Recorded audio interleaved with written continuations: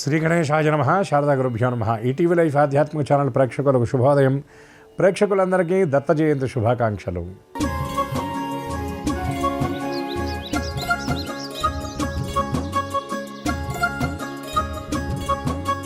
పాపాలకు పరిష్కారం సద్గురు సేవే ప్రాయశ్చిత్తం, మానవాళికి మార్గదర్శనం సద్గురు నామ స్మరణం. ఓ దత్తాత్రేయం సద్గురు దత్తాత్రేయం, ఓ దత్తాత్రేయం సద్గురు దత్తాత్రేయం. కార్యక్రమంలో శుభతిథి అంశంలో నేటి పంచాంగ వివరాలు చూద్దాం. ఆంగ్ల తేదీ 4వ తేదీ 12వ నెల 2025 సంవత్సరం గురువారం.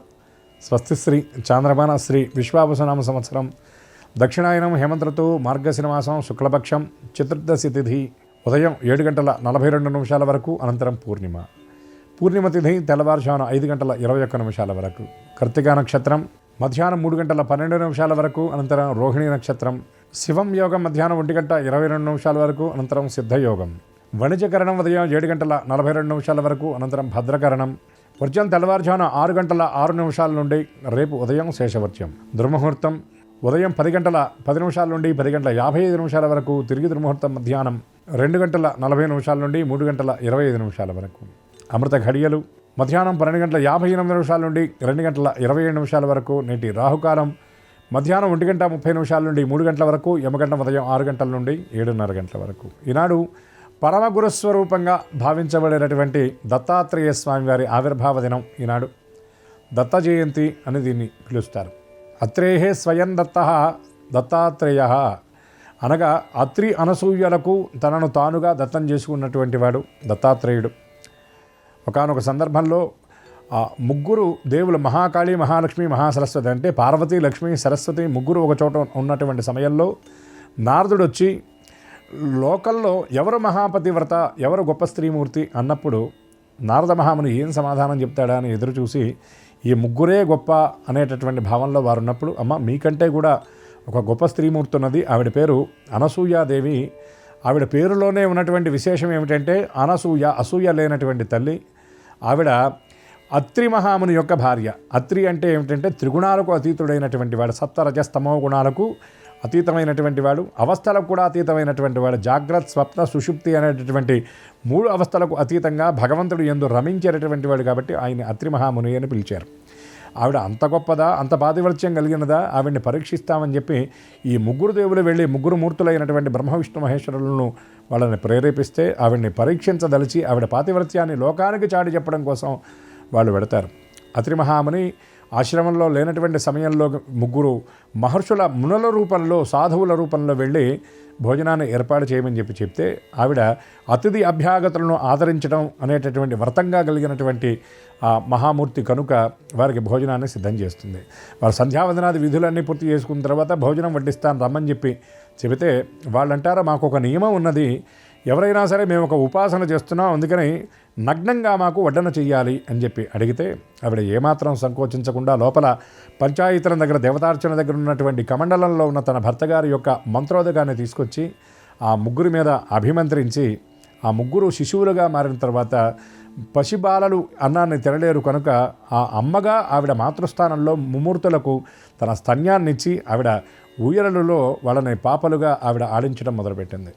లోకాలను ఆడించేటటువంటి త్రిమూర్తులు, సృష్టి స్థితి లయకారులు ఈవిడ దగ్గర చంటి బిడ్డలుగా ఉండిపోయారు. ఈ విషయాన్ని తెలుసుకున్నటువంటి పార్వతి, లక్ష్మి, సరస్వతి నారదుడిని ఆశ్రయిస్తే అప్పుడు వాళ్ళు వెళ్ళి ప్రతిభిక్ష పెట్టమని నారదుడి సహితంగా వెళ్ళి అడిగితే అప్పుడు అత్రి, అనసూయలు ముగ్గురు కూడా వాళ్ళు నన్ను పరీక్షించారు కాబట్టి మీకు ఒక చిన్నపాటి పరీక్ష నేను చేశాను తప్ప త్రిమూర్తులను ఈ స్థితిలో ఉంచేటటువంటి దాన్ని కాదు అని వారి స్వస్వరూపాలు వచ్చే విధంగా అత్రి మహాముని మళ్ళీ ఆ జలాన్ని అభిమంత్రిస్తే వాళ్ళు మీకేం వరం కావాలో కోరుకోండి అని అన్నప్పుడు మీ ముగ్గురు మాకు కుమారులుగా జన్మించాలి అంటే ఆ ముగ్గురు కలిసినటువంటి సమ్యక్ స్వరూపంగా బ్రహ్మ, విష్ణు, శివాత్మకంగా దత్తాత్రేయుల స్వామివారు ఆవిర్భవించడం జరిగింది. అటువంటి దత్తాత్రేయ స్వామి పరమగురు స్వరూపం. సమస్త ఈతి బాధలను, భూత బాధలను పోగొట్టేటటువంటి మహానుభావుడు. ఆయన త్రిమూర్తుల యొక్క సమ్యక్ స్వరూపం. మాలాం కుండించ ఢమరం శూలం శంఖం సుదర్శనం దధానం భక్తవరదం దత్తాత్రేయం నమామ్యహం అని.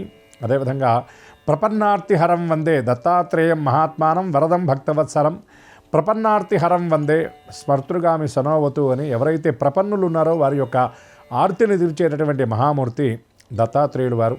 అదేవిధంగా పరమపురుషుడు ఎప్పుడైనా ఒక అవతారాన్ని ధరించినప్పుడు ప్రకృతి శక్తి కూడా ఒక అవతారాన్ని ధరిస్తుంది. కాబట్టి స్వామితో పాటు ఆవిడ అనఘాదేవిగా జగదంబ ప్రకృతి రూపంగా శక్తి ఆవిర్భవించడం జరిగింది. కొన్ని సంప్రదాయాల్లో మంత్రశక్తిగా మధుమతి సమేత దత్తాత్రేయుడుగా కూడా మనకి స్వామివారు కనబడతారు. అటువంటి మధుమతి సమేత దత్తాత్రేయ క్షేత్రం మన తెలుగునాట ఉండడం మనందరి సుకృతం. నాగార్జున సాగర్కు సమీపంలో ఉన్నటువంటి ఎత్తిపోతలలో మధుమతి సమేత దత్తాత్రేయ స్వామివారి క్షేత్రం ఉన్నది. అటువంటి ఆ స్వామిని దర్శించినటువంటి వారికి సమస్త ఈతి బాధలు నివృత్తి అవుతాయి. అటువంటి మంత్రమూర్తి అయినటువంటి దత్తాత్రేయుని యొక్క పరిపూర్ణమైన కృప అందరికీ పరిపూర్ణంగా లభించాలని, అదేవిధంగా స్వామివారి దగ్గర ఉండేటటువంటి 4 వేదాలు 4 శునకాల రూపంలో ఉంటాయి. అందుకని ఇవాళ శునకాలకు సంబంధించినటువంటి ప్రత్యేక ఆదరణ భావాన్ని కూడా మన ప్రాంతంలో చూపిస్తూ ఉంటారు. అటువంటి కోర్ల పున్నమిగా మార్గశిర పున్నమిగా చెప్పబడేటటువంటి ఈ దత్త జయంతి శుభాకాంక్షలు మరొక్కసారి ప్రేక్షకులందరికీ తెలియజేస్తూ స్వస్తి.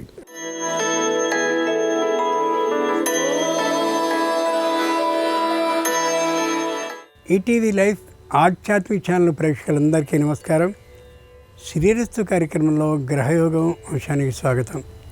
ముందుగా ఈటీవీ లైఫ్ ఆధ్యాత్మిక ఛానల్ ప్రేక్షకులందరికీ దత్తాత్రేయ జయంతి శుభాకాంక్షలు. ఈనాటి గ్రహయోగం శీర్షికలో మేషాది ద్వాదశ రాశుల వారికి కలిగే శుభ అశుభ ఫలితాల్ని, అవసరమైన సందర్భాల్లో ప్రత్యామ్నాయ మార్గాల్ని తెలుసుకుంటారు.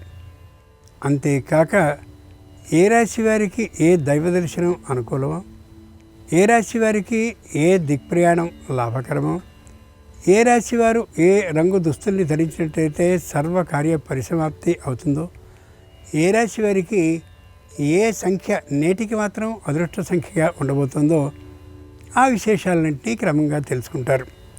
వీటితో పాటు అత్రి అనసూయ దంపతులకి కలిగినటువంటి వాడు దత్తుడు. తనకి తాను నేనుగా దత్తతని ఇచ్చుకుంటున్నాను అని తెలియచేయడం ద్వారా దత్తుడు అత్రి మహర్షికి పుట్టిన కారణంగా ఆత్రేయుడు అయి దత్త ఆత్రేయుడు అయ్యాడు. ఆ దత్తాత్రేయ స్వామివారి జయంతి జరిగిన ఈ రోజున ఆ దత్తాత్రేయ జయంతికి ఉన్న ప్రాముఖ్యమేమిటో, ప్రాధాన్యమేమిటో, పాటించవలసిన విధి విధానాలు ఏమిటో ఇప్పుడు శ్రీకరం శీర్షికలో తెలుసుకుందాం.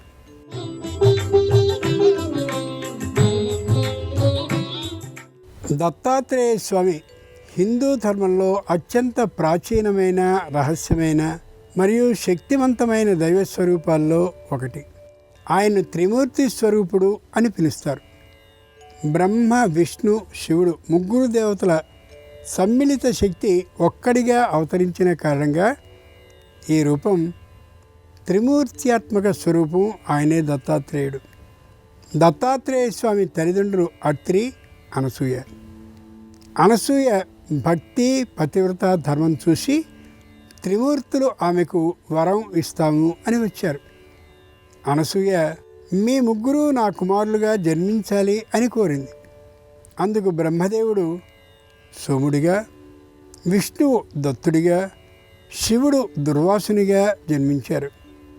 ముగ్గురిలో దత్తాత్రేయుడే పూర్ణ అవతారుడు. దత్తాత్రేయుని రూపం విశిష్టమైనది. దత్తుని 3 తలలు బ్రహ్మ, విష్ణు, శివస్వరూపాలకి సంకేతం. 6 చేతుల్లో క్రమంగా శంఖం, చక్రం, గద, త్రిశూలం, డమరుకం, కమండలం ధరించి కనిపిస్తాడు. 4 శునకాలు 4 వేదాలకి సంకేతంగా కనిపిస్తాయి. గోవు భూమాతకి సూచికగా ఉంటుంది. ఆవు వెనకాలుగా ఉండడం అనేది ధర్మం ఎప్పుడూ దత్తుణ్ణి అనుసరిస్తూ ఉంటుంది అని సూచన. దత్తాత్రేయుని జీవితంలో 24 గురువుల నుండి జ్ఞానం పొందాడని చెప్పబడుతుంది పురాణంలో. ప్రధానమైన దక్షక్షేత్రాలని పరిశీలించి చూస్తే దత్తాత్రేయ స్వామి హిందూ ధర్మంలో అత్యంత ప్రాచీనమైన, రహస్యమైన మరియు శక్తివంతమైన దైవస్వరూపాల్లో ఒకరు అని అనుకున్నాం కదా.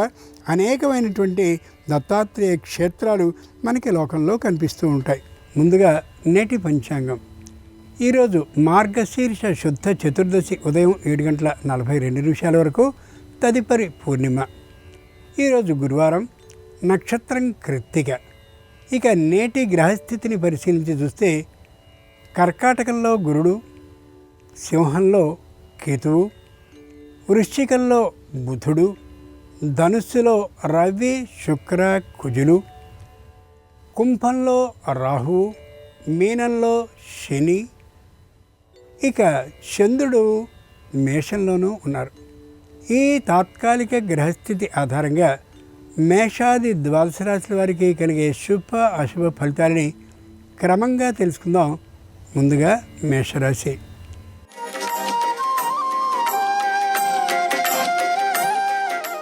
మేషరాశి వారికి చక్కనైనటువంటి ఆలోచన, మంచి పదునైన బుద్ధితో కలుగుతుంది.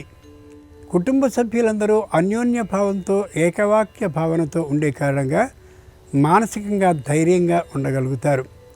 శారీరకమైనటువంటి అనారోగ్యం చాలా స్వల్పము అనే అభిప్రాయానికి రాగలుగుతారు.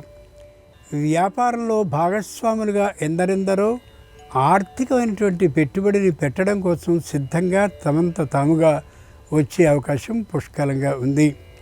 ఒకప్పుడు శత్రుభావంతో ఉన్నటువంటి వారు కూడా మిత్రులుగా అయ్యే అవకాశం గోచరిస్తుంది. వ్యాపారంలో లాభాలు క్రమంగా రావడం ప్రారంభం అవుతాయి. నూతనమైనటువంటి ప్రదేశానికి వ్యాపార విస్తృతి కోసమని వెళ్ళే అవకాశం కూడా కలగచ్చు. దత్త జయంతి సందర్భంగా మేషరాశి వారు దత్తాత్రేయుని పారిజాతాలతో పూజించి క్షీరాన్నాన్ని నైవేద్యంగా సమర్పించినట్లయితే వ్యాపారంలో శుభవార్తను వినే అవకాశం ఉంటుంది. తూర్పు దిక్ ప్రయాణం అనుకూలం. కలిసి వచ్చే రంగు తెలుపు. అదృష్ట సంఖ్య 2.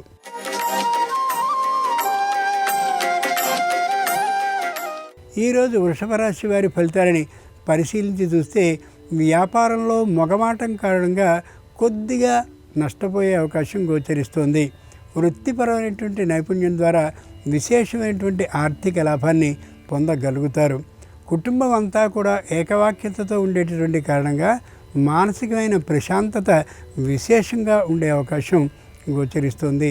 పై అధికారులు అనుకూలతతో ఉండేటటువంటి కారణంగా మరొక చోటికి బదిలీ చేసి పదవీ ఆధిక్యంతో పాటు వేతన ఆధిక్యం కూడా ఇచ్చే అవకాశం ఉంది. అయినా వెళ్లకుండా ఉండడం చాలా ఉత్తమం. ప్రస్తుతం ఉన్నటువంటి ఈ స్థాయి మరింతగా అభివృద్ధి చెందినప్పటికీ కూడా ఆ ప్రదేశానికి వెళ్ళడం అంత శ్రేయస్కరం కాకపోవచ్చు. దత్తాత్రేయ జయంతి సందర్భంగా వృషభ రాశి వారు దత్తాత్రేయుణ్ణి తులసి దళాలతో పూజించి వెన్నను నైవేద్యంగా సమర్పించినట్లయితే వ్యాపారంలో ధన లాభం కలిగే అవకాశం ఉంది. ఈశాన్య దిక్ ప్రయాణం అనుకూలం. కలిసి వచ్చే రంగు ఎరుపు. అదృష్ట సంఖ్య 4.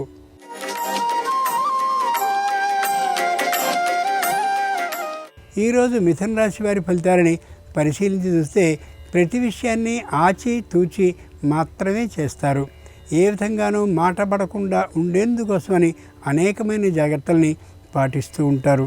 ముఖ్యంగా విదేశాల్లో ఉండేటటువంటి వారికి తమ సంతానం ద్వారా చిన్నమైనటువంటి మానసిక సంఘర్షణలు ఏర్పడే అవకాశం ఉండొచ్చు. అక్కడుండే న్యాయ సూత్రాల ప్రకారం జాగ్రత్తగా వ్యవహరించడం అత్యంత అవసరం. ఏ విధమైనటువంటి ఇబ్బందులు లేకుండా ఉద్యోగాన్ని అలాగే వ్యాపారాన్ని నిర్వహించుకోగలుగుతారు. శారీరకమైనటువంటి అనారోగ్యం పట్ల నిర్లక్ష్య భావాన్ని ప్రదర్శిస్తారు. అది ఏమాత్రము సరైనటువంటి అంశం కాకపోవచ్చు.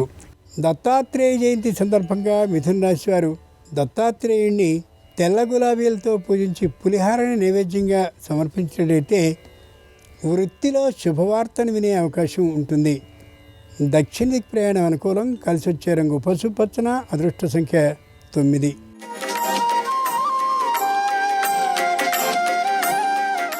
ఈరోజు కర్కాటక రాశి వారి ఫలితాలని పరిశీలించి చూస్తే రుణానికి సంబంధించినటువంటి ఆ విశేషం పెరుగుతూ ఉండొచ్చు. దాన్ని తీర్చడం కోసమని ప్రత్యేకమైనటువంటి శ్రద్ధని పాటించుతూ ఉండొచ్చు. ప్రస్తుతం చేస్తున్నటువంటి ఉద్యోగానికి అనుబంధంగా మరో ఉద్యోగాన్ని కూడా చేపట్టి శారీరకమైనటువంటి శ్రమని విశేషంగా పడుతూ ఉండొచ్చు. మానసికమైనటువంటి శ్రమ ఉన్నప్పటికీ కూడా తమకు తాము ధైర్యాన్ని చెప్పుకోగలిగిన స్థితప్రజ్ఞతాభావం ఉన్నటువంటి కారణంగా అంత ఇబ్బంది పడే అవకాశం ఉండకపోవచ్చు. శారీరకమైనటువంటి అనారోగ్యం ముఖ్యంగా హృదయానికి సంబంధించిన, కంటికి సంబంధించిన, జఠరానికి సంబంధించిన అనారోగ్యాలు ఉండే అవకాశం ఉంది. కాబట్టి ఆహార విహారాల్లో తగినటువంటి నియమ నిబంధనల్ని కఠినాతి కఠినంగా పాటించడం ఎంతైనా అవసరం. దత్తాత్రేయ జయంతి సందర్భంగా కర్కాటక రాశి వారు దత్తాత్రేయ స్వామిని చేమంతులతో పూజించినట్లయితే, చక్కెర పొంగల్ని నైవేద్యంగా సమర్పించినట్లయితే నూతన గృహ లాభానికి అవకాశం ఉంటుంది. నివృత్తి దిక్ ప్రయాణం అనుకూలం. కలిసి వచ్చే రంగు నలుపు. అదృష్ట సంఖ్య 6.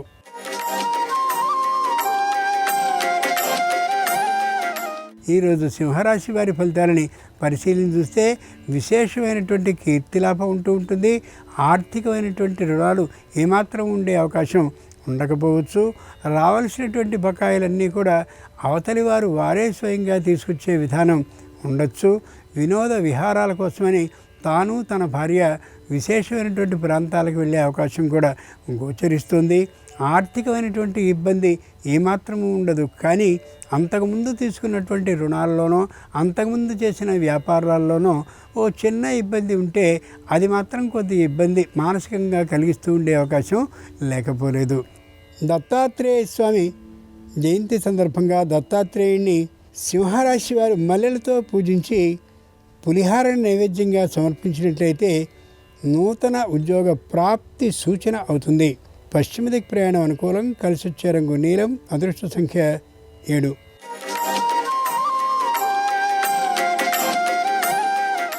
ఈరోజు కన్యారాశి వారి ఫలితాలని పరిశీలన చూస్తే గ్రహబలం విశేషంగా అనుకూలిస్తూ ఉండేటటువంటి కారణంగా ఏ చీకు చింత లేకుండా ఉండగలుగుతారు. ఇంతకుముందు ఏవేటువంటి అభియోగాలన్నీ వీరి మీద మోపబడ్డాయో అవన్నీ కూడా గాలికి మేఘాలు అన్నీ కూడా ఎగిరిపోయినట్లుగా పూర్తిగా తొలగిపోయి మానసిక ప్రశాంతతని సొంతం చేస్తాయి. ముఖ్యంగా అనుకూలైనటువంటి వారు మరింత ఆదరణతో చూస్తూ ఉండేటటువంటి కారణంగా ఉత్సాహంగా ఉండగలుగుతారు. భార్యాభర్తల మధ్య అలాగే సంతానంతోనూ అనుకూలమైనటువంటి విధానం ఉండేటటువంటి కారణంగా ఏ విధమైన దుఃఖభావము కలిగే అవకాశం లేనే లేదు. దత్తాత్రేయ జయంతి సందర్భంగా కన్యారాశి వారు దత్తాత్రేయ స్వామి వారిని సంపెంగలతో పూజించి గారెల్ని నైవేద్యంగా సమర్పించినట్లయితే నూతన ఉద్యోగ ప్రాప్తి అవుతుంది. వాయవ్యదిక్ ప్రయాణం అనుకూలం. కలిసి వచ్చే రంగు ఆకుపచ్చన. అదృష్ట సంఖ్య 8.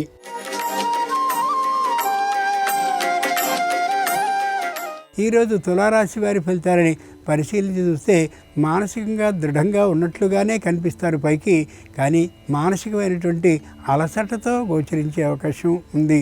శారీరకమైనటువంటి అనారోగ్యం కూడా తప్పక ఉండే అవకాశం గోచరిస్తుంది. సంతానంతో తాత్కాలికమైనటువంటి వ్యతిరేక భావన ఏర్పడ్డటువంటి కారణంగా సంతానానికి సంబంధించిన మానసిక అశాంత భావంతో ఉంటారు.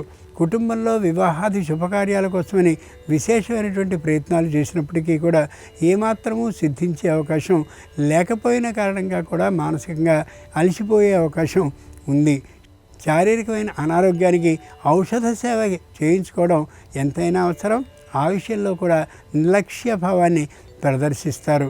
దత్తాత్రేయ జయంతి సందర్భంగా తులారాశి వారు దత్తాత్రేయుడిని ఎర్రమందారాలతో పూజించి చిత్రాన్నాన్ని నైవేద్యంగా సమర్పించినట్లయితే నూతన గ్రహ లాభానికి అవకాశం ఉంటుంది. ఉత్తర దిక్ ప్రయాణం అనుకూలం. కలిసి వచ్చే రంగు పసుపచ్చన. అదృష్ట సంఖ్య 5.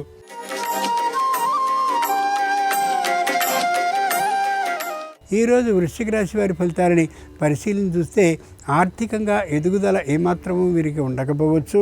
ఉన్నటువంటి ఆదాయంలో అనవసరమైనటువంటి ఖర్చులకి అవకాశం విశేషంగా ఉంటుంది. కాబట్టి ఆర్థిక మాంద్యానికి గురయ్యే అవకాశం ఉంటుంది. ప్రభుత్వ రంగ సంస్థ వారు రుణాన్ని ఇచ్చేటటువంటి అవకాశం వీరికి ఉన్నప్పటికీ కూడా తీసుకోవడం ఏమాత్రము ఇష్టంగా ఉండదు. ఉన్నంతలోనే ఖర్చు చేసుకుంటూ ఉండే విధానం గోచరిస్తుంది. ముఖ్యంగా సంతానం కోసం ప్రయత్నించి సంతాన లాభం లేకపోయేసరికి వైద్యాలయాలకి సంప్రదించే కారణంగా మరింత ఆర్థికమైన లోటుకి గురయ్యే అవకాశం ఉండొచ్చు కూడా.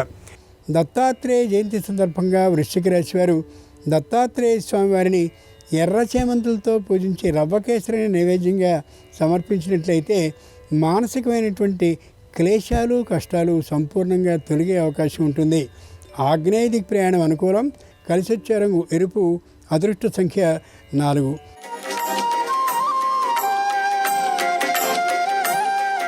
ఈరోజు ధనురాశి వారి ఫలితాలని పరిశీలించి చూస్తే మానసికంగా దృఢంగా ఉంటారు, శారీరకంగా మాత్రం అనారోగ్య భావనతో ఉండే అవకాశం ఉంది. అనుకోకుండా దూరభార ప్రయాణాలను చేయవలసిన అవసరాలు మరిన్ని ఏర్పడే అవకాశం గోచరిస్తుంది. ఆర్థికమైనటువంటి నష్టానికి గురయ్యే అవకాశం ఉంది. వ్యాపారంలో తెలియకుండా కొన్ని ఇబ్బందులు కలిగే అవకాశం ఉంది. కాబట్టి అనుక్షణం వ్యాపార విషయంలో నిరంతర పర్యవేక్షణతో సాగుతూ ఉండాల్సిందే. విద్యా అభివృద్ధి కోసమని పై చదువులు చదవాలనే ఆలోచనతో ఉన్నవారికి ఆ చదువులకి వెళ్ళే అవకాశం ఉండకపోవచ్చు. దత్తాత్రేయ జయంతి సందర్భంగా ధనురాశి వారు దత్తాత్రేయ స్వామి వారిని కనకాంబరాలతో పూజించి వడపప్పు పానకాన్ని నైవేద్యంగా సమర్పించినట్లయితే నూతన భూ లాభానికి అవకాశం ఉండొచ్చు.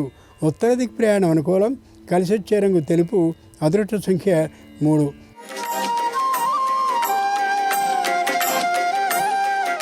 ఈరోజు మకర రాశి వారి ఫలితాలని పరిశీలించి చూస్తే మేకపోతు గాంభీర్య దృష్టితో ఉంటారు. అయినప్పటికీ ఏమాత్రపు ఆదాయం ఉండే అవకాశం ఉండదు. చెల్లించవలసినటువంటి బకాయిలు క్రమంగా పెరుగుతూ ఉండేటటువంటి కారణంగా ఏ విధంగా ఆ ఇబ్బంది నుండి బయటపడాలో తెలియనటువంటి స్థితితో ఉంటూ ఉండొచ్చు. ఇంట్లో పెద్దలైనటువంటి వారి శారీరకమైనటువంటి ఆరోగ్యం అంత అనుకూల స్థితిలో ఉండకపోవచ్చు.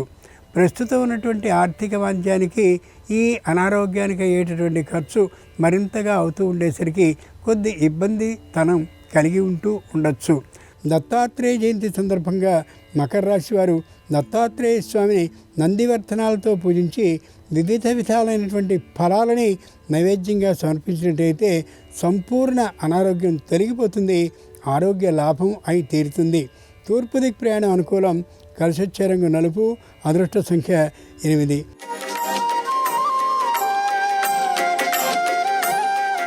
ఈరోజు కుంభరాశి వారి ఫలితాలని పరిశీలన చూస్తే మానసికంగా దృఢంగా ఉంటారు, శారీరకంగా అనారోగ్యంగా ఉంటారు. కుటుంబంలో ఏ ఒక్కరూ కూడా సహకరించకపోవడం అనేది ఒకప్పుడు కలిగినా ఇప్పుడు సహకరిస్తారనే దృఢమైనటువంటి నమ్మకం కలిగినటువంటి కారణంగా ధైర్యంగా ఉండగలుగుతారు.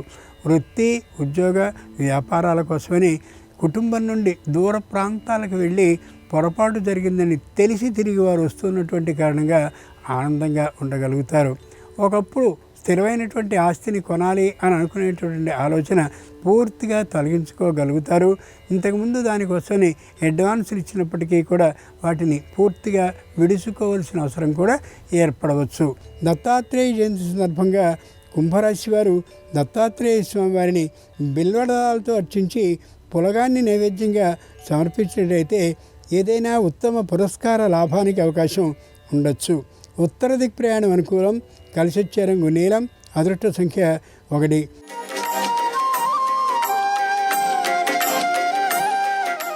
ఈరోజు మీనరాశి వారి ఫలితాన్ని పరిశీలన చూస్తే చాంచల్య భావం పూర్తిగా తొలగిపోతుంది. ఏదో ఒక విధమైనటువంటి అభియోగం కారణంగా న్యాయస్థానంలో ఇంకా సమస్య అపరిష్కృతంగా ఉన్నటువంటి కారణంగా ఆ న్యాయస్థానంలో విజయపదమైనటువంటి తీర్పు రావడం కోసమని ఇంకా పత్రాలని సమర్పిస్తూనే ఉండే అవకాశం గోచరిస్తుంది. తప్పక విజయలాభం అవుతుందనే మాట యథార్థం. ఈ లోపల ఆర్థికమైనటువంటి నష్టం విశేషంగా జరుగుతూ ఉంటుంది. రుణాన్ని చేసి కూడా న్యాయస్థానానికి సంబంధించిన ఆ న్యాయవాదులకి సమర్పించవలసిన అవసరాలు ఏర్పడవచ్చు.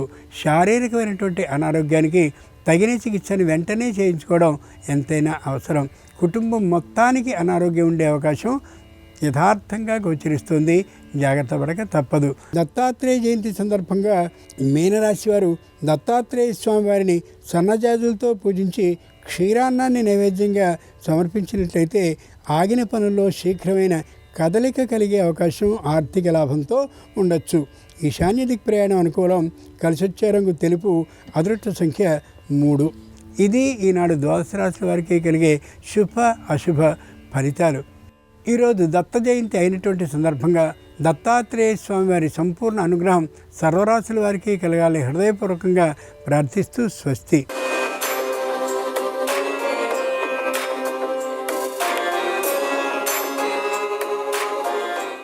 నమస్కారం.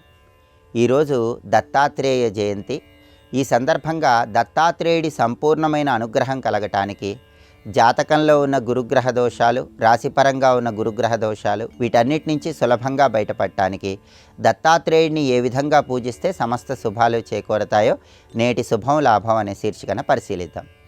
ప్రధానంగా దత్తాత్రేయ జయంతి సందర్భంగా గృహంలో పూజా మందిరంలో దత్తాత్రేయ స్వామి వారి చిత్రపటానికి గంధం బొట్లు, కుంకుమ బొట్లు అలంకరణ చేసుకొని దత్తాత్రేయుడి చిత్రపటం దగ్గర ప్రమిదలో ఆవు నెయ్యి పోసి 3 ఒత్తులు విడిగా వేసి దీపాన్ని వెలిగించాలి.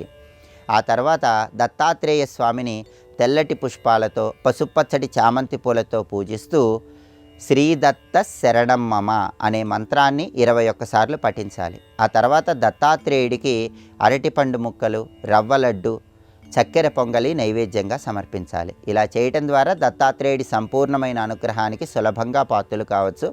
అలాగే దగ్గరలో ఉన్న దేవాలయానికి వెళ్ళి దత్తాత్రేయుడి విగ్రహానికి శనగలు దారంతో దండలాగా కట్టి ఆ శనగల దండ అలంకరించాలి. ఇలా చేయటం ద్వారా ఆర్థికపరమైనటువంటి సమస్యలు, వృత్తిపరమైన సమస్యలు వీటన్నిటి నుంచి సులభంగా బయటపడవచ్చు. దత్తాత్రేయ వజ్రకవచ స్తోత్రాన్ని ఈరోజు పఠించినా లేదా విన్నా దత్తాత్రేయుడి సంపూర్ణమైన అనుగ్రహం వల్ల సమస్త శుభాలు చేకూరతాయి. అలాగే ఔదుంబర వృక్షం, మేడి చెట్టు దత్తాత్రేయ స్వరూపం. శత్రుబాధలు, దృష్టి దోషాలు వీటన్నిటి నుంచి సులభంగా బయటపడటానికి, ఆదాయ మార్గాలు పెంపొందింపజేసుకోవటానికి, వృధా ఖర్చులు తగ్గింపజేసుకోవటానికి ఈరోజు మేడి చెట్టు దగ్గర ప్రత్యేకమైన విధి విధానాలు పాటించాలి. ఎక్కడైనా దేవాలయంలో ఉన్న మేడి చెట్టు దగ్గరకు వెళ్ళి ముందుగా మేడి చెట్టు దగ్గర శుభ్రం చేసుకొని అక్కడ బియ్య పిండితో ముగ్గు వేయాలి. ఆ తర్వాత మేడి చెట్టు మొదట్లో కొద్దిగా పసుపు కుంకుమ వేసి మేడి చెట్టు సమీపంలో ప్రమిదలో ఆవు నెయ్యి పోసి 3 ఒత్తులు వేసి దీపాన్ని వెలిగించి ఆ తర్వాత ఒక పసుపు రంగు దారాన్ని మేడి చెట్టు కొమ్మకు చుట్టాలి. దీనివల్ల విశేషంగా గురుబలం పెరుగుతుంది, దత్తాత్రేయుడి అనుగ్రహం కలుగుతుంది. ఆ తర్వాత మేడి చెట్టు చుట్టూ ప్రదక్షిణలు చేస్తూ ఓం కాలాగ్ని శమనాయ నమః అనే మంత్రాన్ని మనసులో స్మరించుకోవాలి.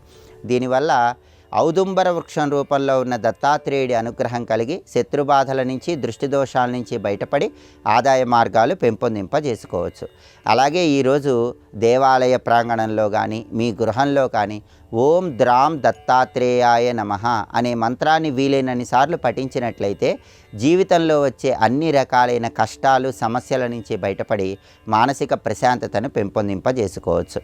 కాబట్టి ఈరోజు దత్తాత్రేయ జయంతి సందర్భంగా ఈ ప్రత్యేకమైన విధి విధానాలు పాటించండి, సమస్త శుభాలను సిద్ధింపజేసుకోండి.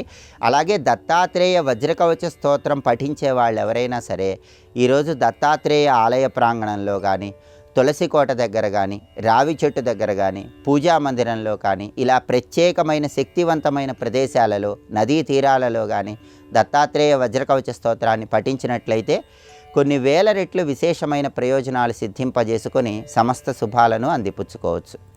అలాగే రేపు దేవగురు అయినటువంటి బృహస్పతి కర్కాటక రాశిలో నుంచి మిథున రాశిలోకి వక్రించి ప్రవేశిస్తున్నాడు. దేవగురు బృహస్పతి మిథున సంక్రమణం వక్రించి జరుగుతోంది. ఈ సందర్భంగా గురుబలం పెంపొందింపజేసుకోవటానికి గురువు మిథున సంక్రమణం సందర్భంగా పాటించాల్సిన ముఖ్యమైన విధి విధానాలేంటో రేపటి శుభం లాభం అనే శీర్షికన పరిశీలిద్దాం. నమస్కారం. ఈ కార్యక్రమాన్ని తిరిగి చూడాలనుకుంటే www.youtube.com/ETV Life Spiritual లో చూడవచ్చు.